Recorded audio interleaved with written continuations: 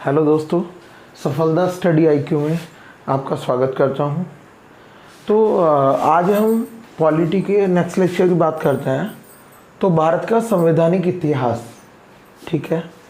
तो जो भारत का संविधान है उसका इतिहास क्या क्या रहा है, उसका इतिहास क्या क्या रहा है, ये बात हम करेंगे। उसके पहले क्या हुआ है, एक्चुअली भारत पर ब्रिटिश ने शासन किया है, ये बात हम सब जानते हैं। तो भारत ने ब्रिटिश में शासन किया है। सबसे पहले आपको याद होगा कि 1498 में, है ना, भारत के व्यापारी यहाँ पर आना स्टार्ट हुए। तो वास्को डी गामा वगैरह आए शुरू में, लेकिन फिर वहाँ पर जो सबसे पहले वहाँ रानी थी, एक जो वहाँ पे रानी थी, उसने यहाँ मतलब उसका नाम था एलिजाबेथ प्रथम। तो उसने 1599 ईस्वी में वहाँ के कुछ व्यापारियों के समूह को भारत में व्यापार करने की परमिशन दे दी थी। उसके बाद ये उसने जो अधिकार दिया था वो केवल 15 साल के लिए दिया था। उसके बाद एक दूसरे मतलब कन्वर्ट हुए राजा वहाँ बदले, जिसका नाम था जेम्स प्रथम, जो 1609 में आए। उन्होंने फिर इस अधिकार को, जो कुछ व्यापारियों का समूह भारत में व्यापार कर रहा था, उसको अनिश्चित समय के लिए बढ़ा दिया गया। मतलब आप कभी तक भी व्यापार कर सकते हैं। अब जो वो समूह था उनके लिए कुछ रूल्स बनाए जाते थे ब्रिटेन की संसद में, वहाँ की पार्लियामेंट, वहाँ की संसद में बैठ के यहाँ के लिए कि वो कंपनी यहाँ कैसे रूल करेंगी, है ना। वो कंपनी समझ रहे हो ना, वहाँ के जो व्यापारियों का समूह होता था उसे कंपनी कहते थे। तो वो यहाँ पे कैसे अधिकार करेंगी उसके बारे में इसमें चर्चा होगी, ठीक है। तो सबसे पहले जो एक्ट बनाया उनके लिए, तो सबसे पहले बनाया 1773 में रेगुलेटिंग एक्ट बनाया, ठीक है। एक्चुअली आप इसे ऐसे समझिएगा कि भारत का संवैधानिक इतिहास, ये चैप्टर का नाम है, ऐसे मान लीजिए। और भारत में ब्रिटिश ने शासन किया, बिल्कुल सही है।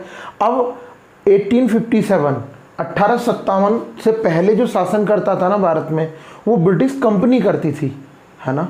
और 1857 के बाद में 1947 तक तो वो ब्रिटिश क्राउन ने अपने हाथों में ले लिया था। वहाँ जो राजा या रानी होती थी उन्होंने अपने हाथ में ले लिया था। हालांकि वो वहाँ पे रानी ही थी, चाहे राजा भी होते वो भी अपने हाथ में लिए हुए होते, ठीक है। तो 1857 को हमने विभाजक वर्ष मान लिया, इसके बाद और इसके पहले। तो 1857 से पहले क्या होता था, भारत में कंपनी का शासन था, ठीक है। और 1857 के बाद भारत में ब्रिटिश ताज का शासन हो गया, ठीक है। इसके बाद कब तक, 1947 तक, ठीक है। तो जो 1857 से पहले का इतिहास है ब्रिटिश का भारतीयों के ऊपर जो इतिहास रहा है, तो उसे हम प्रथम चरण में कन्वर्ट करके और हम स्टडी करेंगे। और जो ब्रिटिश का 1857 के बाद का इतिहास रहा है भारत में, उसे हम दूसरे चरण में कन्वर्ट करके स्टडी करेंगे। अब बात आती है कि तो हिस्ट्री का पॉइंट है। हाँ भैया, मैं भी जानता हूँ हिस्ट्री का पॉइंट है, हिस्ट्री में ये चीज़ें आती हैं, लेकिन नहीं, केवल हिस्ट्री में ही ये चीज़ें नहीं आती। ये जो कॉन्सेप्ट है भारत का संवैधानिक इतिहास के नाम से चैप्टर बनाया हुआ है, और वो क्वेश्चन जो है यहीं से आते हैं और पॉलिटिकल सेक्शन माना जाता है ये। हालांकि इसमें इनसे अलग, जैसे मैंने 1773 का रेगुलेटिंग एक्ट लिखवाया है, इसमें कुछ पॉइंट्स लिखे हैं। क्या यही पॉइंट्स होते थे उस टाइम? क्या इस रेगुलेटिंग एक्ट में यही अधिकार दिए गए थे, यही कानून बनाए गए थे? नहीं, और भी बनाए गए थे, लेकिन जो पॉलिटी के लिहाज से बनाए गए थे उन्हें हम पॉलिटी में डिस्कस कर रहे हैं। जो हिस्ट्री के हिसाब से बनाए गए थे उन्हें हम हिस्ट्री में डिस्कस करेंगे, ठीक है जी। स्टार्ट करते हैं। तो 1857 से पहले का जो प्रथम चरण है, कंपनी का शासन जो भारत में रहा, वहाँ उसकी शुरुआत कहाँ से हुई? यस, स्टार्ट करते हैं 1773 का रेगुलेटिंग एक्ट। सबसे पहले अब 1773 का रेगुलेटिंग एक्ट, ये जितने भी एक्ट हैं, जैसा कि मैंने अभी बताया, जितने भी एक्ट हैं ये कहाँ बनाए जाते थे? ब्रिटिश पार्लियामेंट में, ब्रिटिश संसद में बनाए जाते थे। तो 1773 का रेगुलेटिंग एक्ट भी वहीं बनाया गया। तो इस एक्ट के कुछ इंपॉर्टेंट पॉइंट्स जो इस एक्ट में लिखे गए थे कि ऐसे ऐसे कंपनी शासन करेगी भारत के अंदर, ये उसके अधिकार होंगे और ये उसके अधिकार नहीं होंगे। उन अधिकारों में से पॉलिटी के लिहाज से जो पॉइंट्स हैं उन्हें मैंने यहाँ कंपाइल कर दिया है। और इससे बाहर जो ये अगर आप पढ़ लेंगे, ये कुल मिला के जब मैं सारा ये पढ़ा दूंगा आपको, उसके बाद इस चैप्टर से रिलेटेड एक भी क्वेश्चन आप देखिएगा, आप देखिएगा कि एक भी क्वेश्चन इससे बाहर नहीं होगा, क्योंकि पूरा मतलब कहूँ तो ग्रुप ऑफ क्वेश्चन का बिल्कुल निचोड़ निकाल लिया है मैंने, ठीक है। सारा इससे ज़्यादा क्या ही होगा, है ना, सभी कुछ लिख लिया है। और जो बहुत इंपॉर्टेंट है ना, अब कुछ अलग ही बात पूछ ले, कोई इतना ज़्यादा फैक्ट पूछ ले तो वो तो बुक भी आंसर नहीं दे पाती, मैं ही क्या गूगल भी नहीं दे पाता कि भाई किसी के बारे में कुछ भी पूछ लिया। हालांकि ऐसे क्वेश्चंस अच्छे एग्जामों में नहीं आते, ठीक है। चलो हम आगे बात करते हैं, टाइम वेस्ट नहीं करते ज़्यादा। तो 1773 का रेगुलेटिंग एक्ट, इसमें क्या हुआ था काम, इसमें काम क्या हुआ था, बंगाल के गवर्नर को बंगाल का गवर्नर जनरल बना दिया गया था। पहला काम 1773 के रेगुलेटिंग एक्ट में हुआ था कि बंगाल के गवर्नर को बंगाल का गवर्नर जनरल बना दिया गया था। और भारत का पहला गवर्नर जनरल कौन बना, ठीक है, तो कौन बना, लॉर्ड वॉरेन हेस्टिंग। ये हो गया, इसमें 3 क्वेश्चन छुपे हुए हैं। बंगाल का गवर्नर जनरल को बंगाल के गवर्नर को बंगाल का गवर्नर जनरल बना दिया गया कि कौन से एक्ट में, तो 1773 के रेगुलेटिंग एक्ट में। कौन था फर्स्ट गवर्नर जनरल, तो Warren Hasting first governor general था भारत का। और ये भी क्वेश्चन आ सकता है कि अंतिम गवर्नर कौन था, तो तब भी यही है, वॉरेन हेस्टिंग, ठीक है। मतलब ये उससे पहले से यहाँ पे कंपनी के शासन को चलाए हुए था, लेकिन जब ये एक्ट आया तो उस टाइम उसका नाम बदल के क्या कर दिया, पहले उसे कहते थे गवर्नर है, कहाँ का गवर्नर है, बंगाल का। उसके बाद जैसे ही आया, जिस दिन ये आया उसके नेक्स्ट जैसे कहने लग गए अब ये गवर्नर नहीं रहा, कौन, ये वॉरेन हेस्टिंग। अब क्या बन गया, गवर्नर जनरल, ठीक है। आदमी वही था, तो लास्ट गवर्नर वॉरेन हेस्टिंग, पहला गवर्नर जनरल वॉरेन हेस्टिंग। ये कौन से एक्ट में, रेगुलेटिंग एक्ट 1773 में। क्लियर, आगे। बॉम्बे तथा मद्रास के गवर्नर को गवर्नर जनरल के अधीनस्थ बनाया गया। देखो बम्बई, हमारा जो भारत था ना वो 3 हिस्सों में बांटा हुआ था अंग्रेजों ने, ठीक है। अब उसे कहते थे कि एक प्रेसिडेंसी, कौन सी प्रेसिडेंसी थी, बंगाल प्रेसिडेंसी जो कि सबसे फेमस थी, दूसरी मद्रास प्रेसिडेंसी, तीसरी बॉम्बे प्रेसिडेंसी, ठीक है। तो उन्होंने कहा कि बंगाल प्रेसिडेंसी को ही अब हम सबसे सर्वोच्च मानेंगे, मद्रास प्रेसिडेंसी और बॉम्बे प्रेसिडेंसी, समझ रहे हो, मद्रास प्रेसिडेंसी और बॉम्बे प्रेसिडेंसी के जो गवर्नर हैं उन्हें इसके गवर्नर जनरल के अधीनस्थ बनाया गया, ठीक है। नेक्स्ट 1774 में, हाँ 1774 में कलकत्ता के फोर्ट विलियम में, इंपॉर्टेंट है ये बिल्कुल, हालांकि सभी कुछ इंपॉर्टेंट है, किसको इंपॉर्टेंट टिक ना करूं, सभी को इंपॉर्टेंट टिक करना अनिवार्य है, ठीक है। बहुत मतलब सेलेक्ट पॉइंट्स मैं आपको दे रहा हूं। 1774 में कलकत्ता के फोर्ट विलियम में, कलकत्ता का फोर्ट विलियम है, एक फोर्ट बनाया गया था वहां पे, तो उसका नाम था फोर्ट विलियम। उसमें सर्वोच्च न्यायालय की स्थापना की गई, सर्वोच्च न्यायालय, ठीक है, सुप्रीम कोर्ट की स्थापना कब की गई, 1774 में की गई। लेकिन अगर क्वेश्चन इसमें दूसरा भी आता है, बड़ा फेमस है, बहुत आता है कि कौन से एक्ट के द्वारा, तो उसमें ऑप्शन ये भी होता है 1774 के एक्ट के द्वारा नहीं, 1773 के रेगुलेटिंग एक्ट के द्वारा, ठीक है। एक्ट ये था लेकिन स्थापना कब हुई, 1774 में। कहाँ, कलकत्ता के फोर्ट विलियम में, किसकी, सुप्रीम कोर्ट की। पहले मुख्य न्यायाधीश कौन थे, ये कौन, इम्पे पहले मुख्य न्यायाधीश थे, ठीक है, एलिजा इम्पे। हालांकि इम्पे बहुत फेमस है, एलिजा याद रखो मत रखो, बस इम्पे से ही काम आपका हो जाएगा, यही ऑप्शन में मिलता है, ठीक है। एलिजा इम्पे याद कर लो तो ठीक भी है, लेकिन इम्पे ही को मिल जाएगा, उससे आंसर हो जाएगा। उससे आगे ब्रिटिश भारतीय प्रशासन में केंद्रीकरण की शुरुआत हुई, हाँ जी। अब यहाँ पर क्या हुआ कि जैसे ही मैं बता रहा हूँ आपको कि पहले 3 प्रेसिडेंसी चुनी हुई थी अंग्रेजों ने भारत की, बम्बई, मद्रास, कलकत्ता, फिर बम्बई और मद्रास से वो अधिकार छीन लिए गए और वो जो है सब उन तीनों में से सर्वोच्च बना दिया गया कलकत्ता प्रेसिडेंसी को। अब कलकत्ता प्रेसिडेंसी जो थी एक ही दोनों के ऊपर शासन चलाने लगी, तो पहले वो 3 जगह डिवाइडेड था। तो केंद्रीकरण किसे कहते हैं, जो पास की तरफ खिसकते हैं, विकेंद्रीकरण दूर की तरफ, मतलब अगर मैं एक इस बात को समझाना चाहूँ, केंद्रीकरण और विकेंद्रीकरण, ये समझना अनिवार्य इसलिए है क्योंकि बहुत बार यही क्वेश्चन नहीं आता। केंद्रीकरण और विकेंद्रीकरण बहुत टाइप से पूछा जाता है, तो आप एक बार समझ लो, फिर आपको डाउट कभी नहीं होगा, कोई प्रॉब्लम नहीं होगी केंद्रीकरण और विकेंद्रीकरण में। जी सुनिएगा, मान लीजिए जैसे हमारे घर में 5 मेंबर हैं और हमने क्या करा कि पांचों को अधिकार दे दिए। किसी एक मेंबर को कुछ अधिकार दे दिया, दूसरे को कुछ अधिकार दे दिया, तीसरे को कुछ अधिकार दे दिया, चौथे को कुछ और पांचवें को कुछ। घर के जितने भी मेंबर्स हैं उन सभी को घर के हिसाब से अधिकार दे दिए गए। ठीक है, कुछ दिन बाद ऐसा हुआ कि हमने उनमें से एक को ऊपर बिठा दिया और 4 उसके अंडर कर दिए गए। ठीक है, हमने उस 4 को उसके अंडर बिठा दिया, एक सुप्रीम पावर बना दी, तो वो जो 4 थे उसके अंडर हो गए। तो ये क्या हो गया, ये केंद्रीकरण हो गया, ये पास पास को खिसक गए, शक्तियां संकुचित हो गई, समझ रहे हो। और जब फैलाव, विकेंद्रीकरण कहते हैं फैलाव, जब शक्तियों को विभाजित कर दिया जाता है ज्यादा लोगों में। विकेंद्रीकरण और केंद्रीकरण का मतलब होता है संकुचित कर देना। जैसे अगर हम बात करेंगे हिस्ट्री में, तो एक बात बतानी इंपॉर्टेंट समझ रहा हूं मैं यहाँ पे, जब हम हिस्ट्री में बात करेंगे तो गांधी जी जो है तो वो ग्राम समाज को बढ़ाना चाहते थे, तो वो मतलब विकेंद्रीकरण के पक्षधर थे, ना कि केंद्रीकरण के, है ना। वो ये नहीं चाहते कि सब लोग संकुचित, तुम्हारी सारी शक्ति एक ही के पास में हो, नहीं, मतलब गांव में भी शक्ति का डिवीजन हो, मतलब सब जगह शासन प्रशासन की बात हो। ठीक है, ये चाहते थे वो। तो विकेंद्रीकरण केंद्रीकरण मेरे हिसाब से आपको समझ में आ गया होगा। जी आगे चलते हैं। अब उसके बाद ये एक्ट आ गया 1773 का रेगुलेटिंग एक्ट। 1784 का पीट उस टाइम पीट वहां का पीएम था, तो पीट ने एक अधिनियम बनाया जिसका नाम रखा 1784 का पीट का भारत शासन अधिनियम। अब ये क्या था, ये असलियत में इतनी जल्दी बनाया गया, इस 73 ये 84 लगभग 11 साल बाद ही, 10-11 साल बाद ही बनाया गया। ये इसलिए बनाया गया क्योंकि इसमें जो उन्होंने आनन फानन में जल्दीबाजी में कुछ एक्ट्स बना दिए गए थे, उनके कुछ साइड इफेक्ट होने लगे थे। आप ये समझिए, कुछ परेशानियां उनमें आने लगी थी।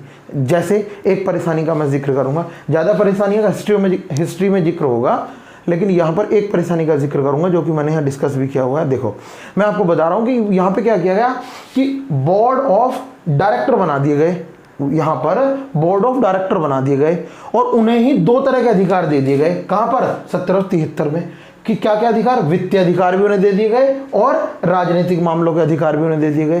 तो इससे बड़ी दिक्कत हुई, और क्या दिक्कत हुई ये तो हिस्ट्री में समझ में आएगा। इससे बड़ी दिक्कत हुई तो इस चीज को सुधार करने के लिए, मतलब 1773 के रेगुलेटिंग एक्ट में जो परेशानियां थी, पीट ने उनमें सुधार करने के उद्देश्य से 1784 में एक अलग से एक्ट बनाया जिसका नाम यही था 1784 का पीट का भारत शासन अधिनियम। तो ये इसका उद्देश्य क्या था, 1773 के अधिनियम की कमियों को सुधारने के उद्देश्य से। ठीक है, दूसरी बात, कोर्ट ऑफ डायरेक्टर को वित्तीय अधिकार और उसके ऊपर एक बोर्ड और बना दिया गया, बोर्ड ऑफ डायरेक्टर बनाया, बोर्ड ऑफ कंट्रोल क्या बनाया, कोर्ट ऑफ डायरेक्टर पहले से था, उसको दोनों अधिकार दे रखे थे 1773 में, लेकिन 1784 में कोर्ट ऑफ डायरेक्टर को केवल वित्तीय अधिकार दिए गए और जो राजनीतिक मामलों के निर्णय लेने का अधिकार था वो अधिकार इनसे छीन के, वो शक्ति इनसे छीन के बोर्ड ऑफ कंट्रोल को दे दी गई। ठीक है, और बोर्ड ऑफ कंट्रोल के नियंत्रण में रहेंगे हम court of director, board of control के नियंत्रण में रहेंगे अब कौन, कोर्ट ऑफ डायरेक्टर। ठीक है, अब यहां भी कुछ लिखा है, इसकी बात आगे समझ में आएगी जो ग्रीन कलर से लिखा है। जी उसके बाद 1813 की बात ये है, 1813 का चार्टर अधिनियम। इस 1813 के अधिनियम में क्या हुआ, देखो बच्चों, ईस्ट इंडिया कंपनी की आर्थिक गतिविधियों को भी संकुचित कर दिया गया 1813 में। ऐसे ही आता है क्वेश्चन, ऐसे ही पूछा जाता है कि 1813 में क्या क्या किया गया, तो इनमें से कुछ एक दे देगा, वही आपको ठीक करना होगा। ठीक है, तो क्या किया गया मैं आपको बता रहा हूं, जो इंपॉर्टेंट चीजें जिन पर क्वेश्चन आते हैं, आने की पूरी संभावना है। तो ईस्ट इंडिया कंपनी की आर्थिक गतिविधियों को संकुचित किया गया। आर्थिक गतिविधियों का मतलब ये है कि ईस्ट इंडिया पहले किसी को भी पैसे दे रही है, किसी भी क्षेत्र के लिए पैसे प्रोवाइड कर रही है, लेकिन अब ऐसा नहीं होगा। अब आर्थिक गतिविधियों का नियंत्रण को संकुचित कर दिया, उसे कह दिया कि ऐसा नहीं है आप किसी भी चीज के लिए पैसे खर्च कर दें, अब आपको हमसे परमिशन लेनी होगी, मतलब उसके जो अधिकार थे, आर्थिक अधिकार मतलब फाइनेंशियल अधिकार, उसको संकुचित कर दिया गया। किसके अधिकार की बात कर रहे हैं? East India company. ये कौन सी कंपनी थी? मैंने कहा था कि व्यापारियों का एक समूह, उसे ही एक कंपनी नाम दे दिया गया था, उस कंपनी को एक नाम दे दिया गया था, क्या? East India company. क्लियर? आगे अब हाँ, केवल चीन के साथ, मतलब दूसरा क्या काम किया गया था 1813 में? केवल चीन के साथ आप चाय और अफीम का व्यापार कर सकते हैं, और किसी के साथ भी किसी भी तरह का व्यापार कर नहीं सकते। मतलब चीन के साथ क्या अलग चीजों का कर सकते हैं? नहीं। चीन के साथ किसका? केवल चाय का और अफीम का। चाय ज्यादा इंपॉर्टेंट है, अफीम कम इंपॉर्टेंट है। चाय और चीन तो आपने सुना होगा कि चीन के साथ चाय का व्यापार, अफीम कम सुना होगा, लेकिन आ सकता है ऐसा, और ये सच है, अफीम भी था उसके साथ। ठीक है, तो इंपॉर्टेंट है ये बात कि केवल चीन के साथ चाय के व्यापार करने की परमिशन दी गई थी, और अफीम के व्यापार करने की परमिशन दी गई थी, और किसी के साथ नहीं। अच्छा, शिक्षा के लिए 1 लाख रुपए। भाई ये क्वेश्चन, मतलब मैं ये कह रहा हूं कि शायद ही कोई एग्जाम ऐसा होगा जिसमें ये पूछा नहीं जाता। ये तो सभी में पूछ लिया गया कि शिक्षा के लिए 1 लाख रुपया किस चार्टर में दिया जाता था? तो दिया गया 1813 का चार्टर अधिनियम में दिया गया। ठीक है, ये भी बहुत इंपॉर्टेंट है भाई। जैसा कि मैंने बताया, मैंने सारे इंपॉर्टेंट फैक्ट किए हैं, किसको इंपॉर्टेंट ना लगाऊं यही समझ नहीं आ रहा, लेकिन फिर भी उनमें भी थोड़ा सा ज़्यादा इंपॉर्टेंट उसे मैंने टिक कर दिया है। ठीक है, अच्छा ये भी बहुत इंपॉर्टेंट है भाई, ईसाई मिशनरियों के कार्य को अनुमति। भाई 1813 के चार्टर में ईसाई, जो ब्रिटेन के लोग थे, उनका धर्म था ईसाई, वहाँ से ईसाई धर्मगुरु आते थे यहाँ पर परमिशन लेके, यहाँ के लोगों को मतलब अपनी धर्म की शिक्षा देते थे और उनका धर्मांतरण करवा देते थे। उससे पहले ये परमिशन नहीं थी। ठीक है, इस अधिनियम में, इस चार्टर अधिनियम में ये परमिशन दे दी गई थी। बड़ा इंपॉर्टेंट है भाई, ये भी बहुत इंपॉर्टेंट है। भारतीयों को अपने देश के प्रशासन में कुछ हिस्सा लेना, हाँ ये भी बड़ा इंपॉर्टेंट है भाई। मैं कह रहा हूँ बहुत इंपॉर्टेंट है सभी कुछ, आप तो इसे तो बहुत ही ध्यान से समझ लीजिए। भारतीयों को अपने देश के प्रशासन में कुछ हिस्सा लेने का अधिकार कब, किस चार्टर अधिनियम में मिला? तो 1813 में। ठीक है, और जो चार्टर है हर 20 साल के बाद आते हैं। देखो 1813 में आ रहा है, 1833 में आ रहा है, 1853 में आ रहा है, हर 20 साल बाद आ रहा है। ठीक है, तो ये बात हो गई। उसके बाद आगे 1833 का, 1813 के चार्टर के खत्म होने के बाद उसके 20 साल बाद आया 1833 का चार्टर अधिनियम। अब इसकी क्या क्या इंपॉर्टेंट बातें थी पॉलिटी के हिसाब से, बातें हैं पॉलिटी के हिसाब से। यस, स्टार्ट करते हैं। बंगाल के गवर्नर जनरल को अब भारत का गवर्नर जनरल बना लिया गया। जो पहले इसमें क्या हुआ था 1773 में कि बंगाल का जो गवर्नर था ना, उसे बंगाल का गवर्नर जनरल, और 1833 में क्या हुआ, जो बंगाल का गवर्नर जनरल था ना, अब उसे पूरे भारत का, संपूर्ण भारत का गवर्नर जनरल बनाया गया उसे। और ऐसा कौन था? उसका नाम है विलियम बेंटिक। पहला भारत का गवर्नर जनरल कौन था? William Bentinck. वही जैसे क्वेश्चन यहाँ के हैं बनाए हैं, वही यहाँ बनेंगे। अंतिम बंगाल का गवर्नर जनरल, तब भी यही आ जाएगा। ठीक है, तो अच्छा उससे आगे हम बात करते हैं बॉम्बे और मद्रास। मैंने कहा 3 प्रेसिडेंसियां हो करती थी, जिनमें से बम्बई और मद्रास की शक्तियों को कम कर दिया था और कलकत्ता के अधीन कर दिया था, पहले ही कर दिया था। तो बम्बई, अब इसमें क्या कर रहे हैं देखो, बम्बई और मद्रास से विधायी शक्तियां छीन ली गई।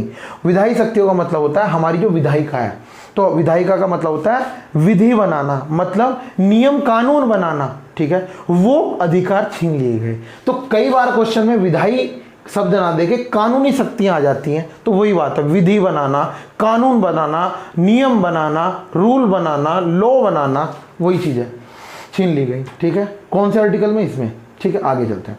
भारत में केंद्रीकरण के लिहाज से यह अंतिम चरण था। अच्छा, केंद्रीकरण फिर मैंने बता वैसे दिया कि केंद्रीकरण का मतलब है कि जितना संकुचित किया जा सकता था उतना कर दिया। तो स्टार्टिंग कहां से हुई थी? 1773 में। क्यों?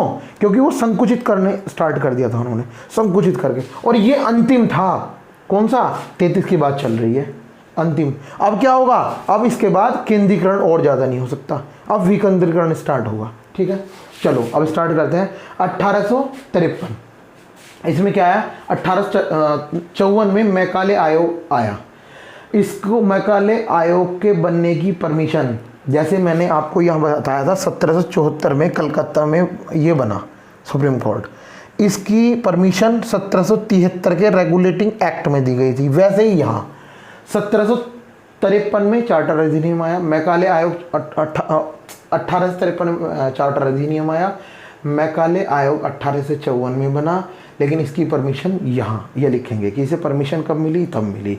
ये किसके किस अधिनियम के तहत बनाया गया, इस अधिनियम के तहत। ठीक है, आगे गवर्नर जनरल की परिषद की विधायी तथा कार्यपालिका शक्तियों को अलग कर दिया गया। गवर्नर जनरल जो था उसकी जो विधायी और कार्यपालिका शक्तियां होती थी, जो कि अभी भी हमारे यहाँ होती हैं, विधायी शक्तियां और कार्यपालिका शक्तियां, उनको क्या कर दिया गया, गवर्नर जनरल की अलग अलग, मतलब शक्तियों को अलग अलग कर दिया गया, बांट दिया गया। तो ये भी क्वेश्चन आता है, ये भी क्वेश्चन आता है, सभी क्वेश्चन है। ये समझ लीजिए कि क्वेश्चन है भाई, ये जैसे नंबर डाल रहे हैं सब क्वेश्चन हैं। ठीक है, अच्छा जी। उसके बाद 1857 से पहले इतने ही एक्ट आए थे। अब बात आती है 1857 के बाद। अब किसका शासन स्टार्ट हो गया? पहले तो कंपनी की बात कर रहे हैं हम अभी तक, लेकिन अब ब्रिटिश ताज की बात चलेगी। ब्रिटिश ताज जी। अब ब्रिटिश ताज का मतलब समझ ही रहे होंगे वैसे भाई, वहाँ का राजा या रानी, महारानी, ठीक है, तो उनका शासन। तो 1858 जब हमारे यहाँ 1857 की क्रांति हो गई, फिर तो यहाँ अफरा तफरी मचनी ही थी और मच गई। तो उन्होंने एकदम आनंद फानंद में फिर एकदम रूल बनाया। कब बनाया? अगले साल बना दिया तुरंत 1858 में कि भाई रूल बनाओ, ये तो बड़े खतरनाक लोग हैं भाई भारतीय, इन पे नहीं हमारा बस चलने वाला है। तो फटाफट से रूल बनाए, और ऐसे रूल बनाए जहाँ इन्होंने ताकतें बहुत स्ट्रिक्ट कर दी थी। यहाँ मतलब हर चीज़ को निचोड़ने की कोशिश कर रहे थे, भारत की हर चीज़ को निचोड़ते थे। उन्हें आप थोड़ा रिलैक्स देना स्टार्ट किया। देखो देखते हैं हम, कंपनी का शासन सीधे ब्रिटिश ताज के हाथों में चला गया। ठीक है, 1858 में हुआ ये काम। क्वेश्चन बनेगा अलग से कि ब्रिटिश कंपनी का शासन सीधे ब्रिटिश ताज के हाथों में, कौन से आर्टिकल? 1858। ठीक है, भारत के गवर्नर जनरल को अब भारत का वायसराय कहा जाने लगा। क्या कहा जाने लगा? वायसराय। क्योंकि वायसराय शब्द इसलिए लाए वो, क्योंकि वायसराय से थोड़ी इतनी मतलब ऐसी फीलिंग नहीं आती कि हम किसी के अंडर वर्क कर रहे हैं। गवर्नर जनरल हैं जी, है ना। तो वायसराय, इसलिए वायसराय मतलब उन्हें भारतीयों को ये फील हो कि नहीं, ये तो इन्हीं के बीच रहने वाला इंसान है और बस थोड़ा सा रिच है इनसे ज़्यादा, ये थोड़ा सा अधिकार इसके पास ज़्यादा है। ठीक है, तो वायसराय। और पहला वायसराय कौन था? कैनिंग। ठीक है, भारत का पहला वायसराय कौन था? Lord Canning. ठीक है, उसके बाद भारत सचिव का पद का सृजन। हाँ, भारत सचिव क्या भाई? देखो, जैसे मैंने आपको बताया, ब्रिटिश पार्लियामेंट या ब्रिटिश की संसद में ये सारे एक्ट पारित होते थे। तो उन्होंने क्या किया कि जब ये 1857 की क्रांति होगी, उसके बाद जब एक्ट बनाने लगे तो ब्रिटिश ने अपने हाथ में ले लिया। तो उन्होंने कहा कि एक काम करो, एक परिषद बनाओ। एक परिषद मतलब एक काउंसिल, एक कमेटी, एक मेंबर्स का ग्रुप बनाओ जिसमें 15 मेंबर कहा उसने, 15 रख लो। और उस मेंबर्स के ऊपर, उन मेंबरों के ऊपर, 15 मेंबरों के ऊपर एक और मेंबर बनाओ। ठीक है, और जो एक और मेंबर है उसका नाम रखा भारत सचिव।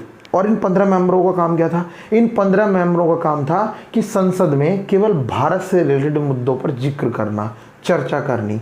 ठीक है, भारत में ये अच्छा हो रहा है, ये गलत हो रहा है। अब भाई गलत हो रहा है, अच्छा हो रहा है, वो तो आप भी समझते हैं वहाँ की संसद में किस तरह का जिक्र होता होगा। ठीक है, आप समझते हैं।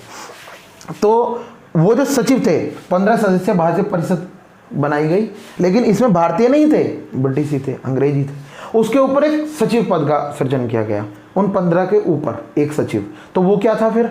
वो ये था कि कुछ बात ऐसी होती थी, संसद में भी कुछ चीज़ें ऐसी होती हैं कि सब नहीं बोल सकते, सबको नहीं मिल पाता माइक, ना टाइम मिल पाता।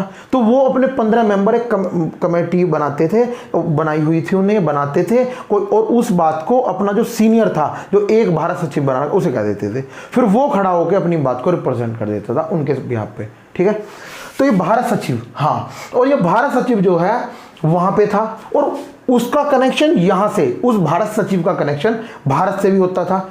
यहां पे कौन होता था? वायसराय। जैसे मैंने बताया ना वायसराय, तो भारतीय सचिव वहां और भारत वायसराय यहाँ रहता था। इन दोनों का वहाँ से वो कोई मैसेज सेंड करता था, यहाँ से कोई ये मैसेज उसे सेंड करता था, ऐसे होता था।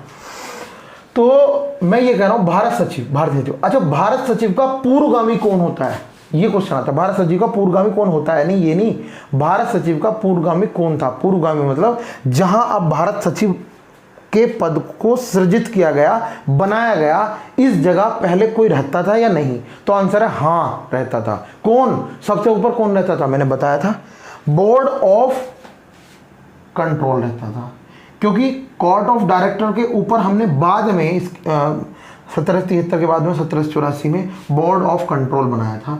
और ये बोर्ड ऑफ कंट्रोल ही क्या है, भारत सचिव जो पद है उसका पूर्वगामी है। अब यहीं आ जाओ, जब मैंने कहा था स्टार्टिंग में कि ये जो ग्रीन है इसे मैं बाद में बता दूंगा, वो ये अब बताने का समय आ गया है। भारत सचिव का पूर्वगामी है ये BOC मतलब बोर्ड ऑफ कंट्रोल। अब कुछ बच्चे ये सोच रहे होंगे सर ये तो इंग्लिश है।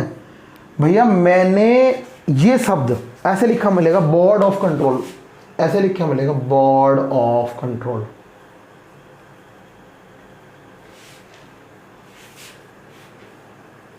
ऐसे लिखा मिलता है, मैंने बहुत सारे एग्जाम में देख लिया ऐसे लिखा मिलता है, इसलिए मैं ये टर्म यूज कर रहा हूँ। ठीक है, आगे चलते हैं जी। उसके बाद 1858 के बाद 1861 में फिर से उनकी आंख खुली, चलो फिर से कुछ बनाते हैं जी। फिर बनाया, उन्होंने क्या बनाया, बॉम्बे तथा मद्रास को विधायी शक्तियां वापस दे दी गई। वाह वाह वाह, देख रहे हो आप, ये विकेंद्रीकरण है, केंद्रीकरण है, विकेंद्रीकरण, वापस से अधिकार देने लग रहे हैं। पहले छीन लिए थे ना, ज़्यादा उत्तेजित होगा, हम तो भारतीयों पे ये कर देंगे, हम तो ये कर देंगे, है ना, अब वापस देने लग रहे हैं। तो हम कह सकते हैं यहाँ पे कौन सा ये 1861 पुनः विकेंद्रीकरण की तरफ चल पड़े।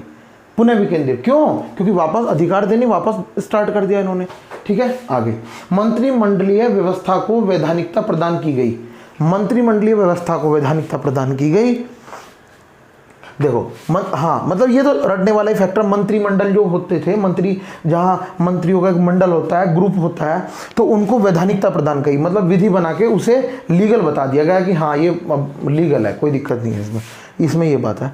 आगे 1892 का भारत परिषद अधिनियम, इसमें तो अप्रत्यक्ष निर्वाचन ज़्यादा फेमस है 1892 में। तो देखो इसमें क्या निर्वाचन की शुरुआत हुई, निर्वाचन की शुरुआत, लेकिन कौन से निर्वाचन की शुरुआत, देखो तो अप्रत्यक्ष निर्वाचन की शुरुआत।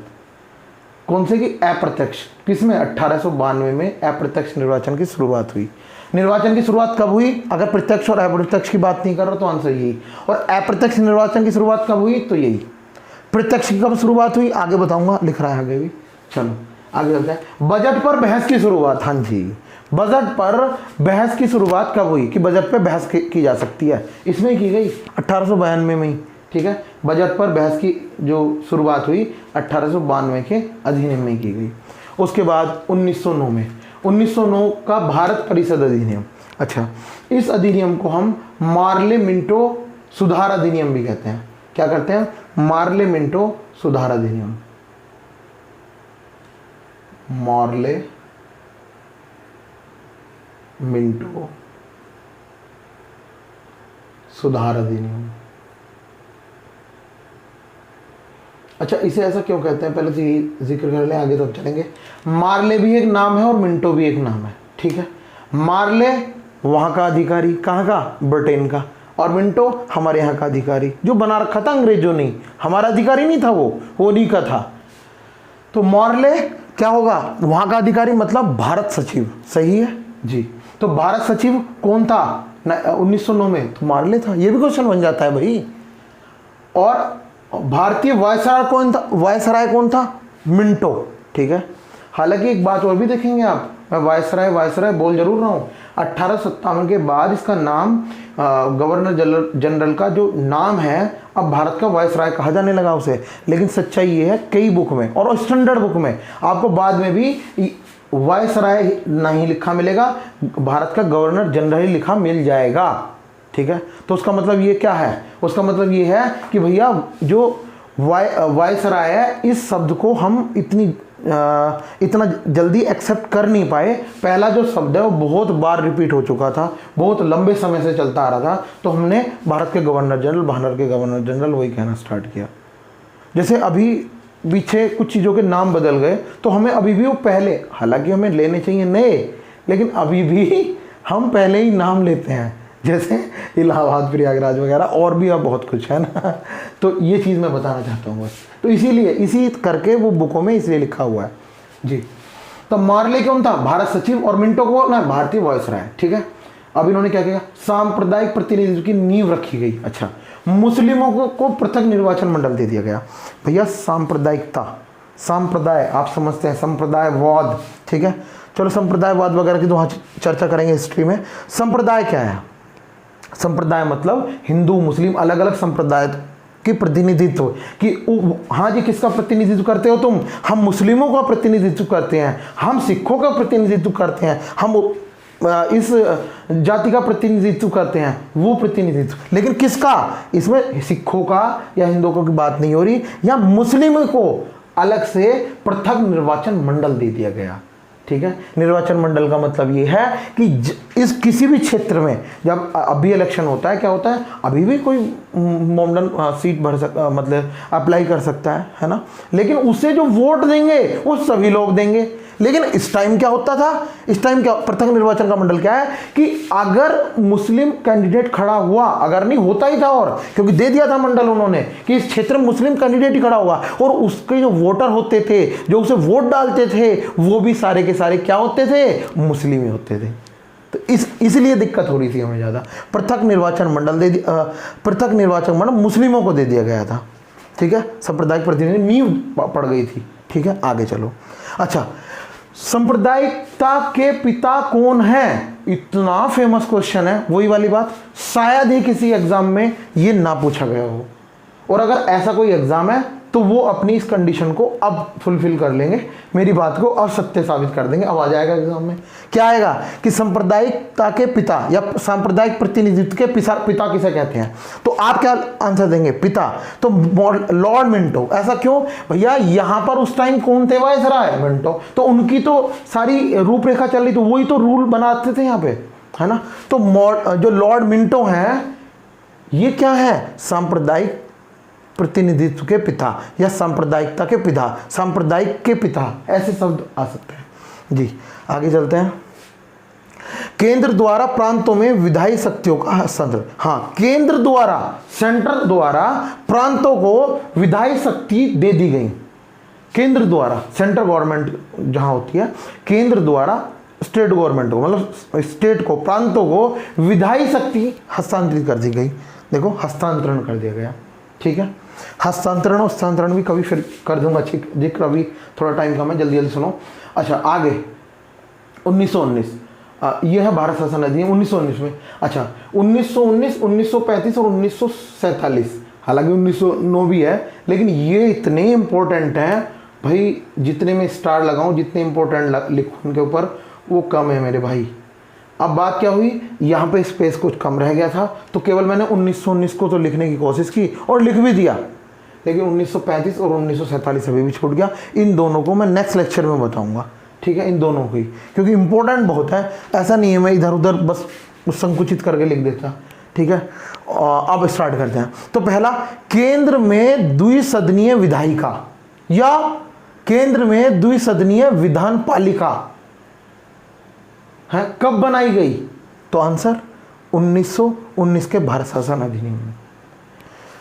केंद्र में, स्टेट की बात नहीं कर रहा, सेंटर में, केंद्र में, जब भारत की बात कर रहा हूं मैं यूपी की बात नहीं कर रहा। तो केंद्र में द्विसदनीय विधायिका या विधान पालिका का सृजन कब किया गया? तो 1919 के भारत शासन अधिनियम में, ठीक है। अच्छा, जैसे 1909 को मैं बोल रहा हूं मॉर्ले मिंटो सुधार अधिनियम, ऐसे 1919 को बोलते हैं मेरे भाई। देखो क्या बोलते हैं, इसे बोलते हैं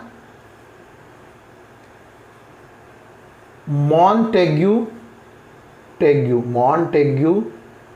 चेम्सफोर्ड, मॉन्टेग्यू चेम्सफोर्ड सुधार अधिनियम, मॉन्टेग्यू चेम्सफोर्ड सुधार अधिनियम। अब मॉन्टेग्यू भी नाम है और चेम्सफोर्ड भी नाम है। अब आप मेरे सब दोस्त समझ गए होंगे कि मॉन्टेग्यू और चेम्सफोर्ड का मतलब क्या है। मॉन्टेग्यू मतलब भारत सचिव, चेम्सफोर्ड मतलब भारतीय वायसराय, ठीक है, यही है। और तो केंद्र में द्विसदनीय विधायिका या विधानपालिका 1919 में। दूसरी बात, प्रत्यक्ष निर्वाचन की शुरुआत, मैंने कहा था ना अप्रत्यक्ष निर्वाचन आ जाए तो 1892 लगा देना, और प्रत्यक्ष निर्वाचन आए तो क्या लगाना 1919। और अगर यूं आ जाए निर्वाचन की शुरुआत कब हुई थी, ना प्रत्यक्ष ना अप्रत्यक्ष, तो निर्वाचन तो भाई अप्रत्यक्ष भी होता है। अरे निर्वाचन के टाइप ही तो है अप्रत्यक्ष और प्रत्यक्ष। निर्वाचन की शुरुआत कब से हुई, तो इसका टाइप तो यहीं से स्टार्ट हो गया था, तो निर्वाचन ही तो है, ये कुछ और है नहीं है, निर्वाचन है। तो निर्वाचन की शुरुआत 1892 में, चाहे वो प्रत्यक्ष हो या अप्रत्यक्ष हो। सही बात है जी। तो ये आ गई बात। आगे सांप्रदायिक, हाँ निर्वाचन और विस्तार, सांप्रदायिक निर्वाचन, सांप्रदायिकता जो थी मैंने बताई। अब सांप्रदायिक क्या मतलब है, इसमें विस्तार दिया गया। इसमें क्या हुआ, सिखों को, आंग्ल भारतीयों को, भारतीय ईसाइयों को आदियों को सांप्रदायिक निर्वाचन के दायरे में रखा। सिखों को, भारतीय ईसाइयों को, आंग्ल भारतीयों को सांप्रदायिक निर्वाचन के दायरे में रखा। मतलब बढ़ गया ना ये, यह सांप्रदायिक। अब सिखों की बात भी की जाने लगी, ईसाइयों की बात भी की जाने लगी, है ना, भारतीय ईसाई, और आंग्ल भारतीयों की बात की। आंग्ल भारतीयों का मतलब ये है जो अंग्रेज भारत में रहते थे, जो यहीं के हो गए थे, ठीक है। और अच्छा आगे चलते हैं। अब भारतीय ईसाइयों का मतलब भी यही है, जो ईसाई आए थे लेकिन वो अब यहीं रल मिल गए थे, उनकी दूसरी पीढ़ी तीसरी पीढ़ी यहीं चल रही थी भारत में। और उन्होंने, सच्चाई तो यह है कि वहाँ से आके यहीं अपना घर बसा लिया था, कि वो यहीं शादी कर ली थी, यहीं बच्चे हो गए थे उनके, है ना। तो जी ये वो है भारतीय ईसाई, अब आंग्ल भारतीय। प्रांतों में द्वैत शासन की नींव पड़ी, भाई बहुत इंपॉर्टेंट है ये भी। प्रांतों में द्वैत शासन की नींव कब पड़ी, मुझे ऐसा लग रहा है ये क्वेश्चन तो किसी एग्जाम में छूटा ही नहीं होगा आज तक, और कई एग्जामों में ये क्वेश्चन ऐसा भी है कि 2 से 3 बार भी पूछा हुआ है। एक ही एग्जाम में 2 से 3 बार, 5-6 साल बाद फिर पूछ लेते हैं, 5-6 साल बाद फिर पूछ लेते हैं। क्या प्रांतों में द्वैत शासन की नींव कब पड़ी, 1919 में, ठीक है। केंद्र में द्विसदनीय विधायिका विधान परिषद कब हुआ, 1919 में। तो ये दोनों बहुत इंपॉर्टेंट है भाई, बहुत ही ज़्यादा। अच्छा आगे चलते हैं। कार्यपालिका शक्ति, जो कार्यपालिका शक्ति थी, कौन सी होती है कार्यपालिका शक्ति, आज भी पता है, जो कार्य करने की शक्ति है, ठीक है। तो वो डिवीजन कर दिया, मतलब आप कार्यपालिका शक्ति की अगर बात कर रहे हैं, कार्यपालिका शक्तियां, तो उनका डिवीजन कर दिया। किसने करा, अंग्रेजों ने करा भाई। तो उनमें 2 तरह के अधिकारी बनाए, एक बनाए काउंसलर, एक का नाम रखा काउंसलर, जो ब्रिटिश ताज सिलेक्ट करके वहीं से भेजती थी कि हाँ जी इस काउंसलर को भेजो, कहाँ, भारत में। और दूसरा एक था भारतीय मंत्री।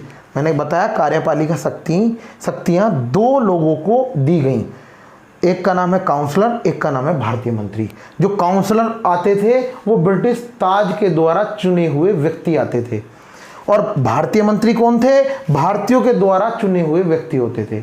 अब ब्रिटिश ताज के द्वारा चुने हुए आ रहे हैं तो उन्हें भैया आरक्षित विषय दिए जा रहे हैं। कैसे दिए जा रहे हैं, आरक्षित विषय, बड़ा इंपॉर्टेंट है ये भी। आरक्षित विषय किसे दिए जाते थे, काउंसलर को। काउंसलर किसके द्वारा चुने जाते थे, ब्रिटिश ताज के द्वारा, ठीक है। तो आरक्षित विषय दिए जाते थे, और भारतीय मंत्रियों को कैसे विषय दिए जाते थे, फिर हस्तांतरित विषय।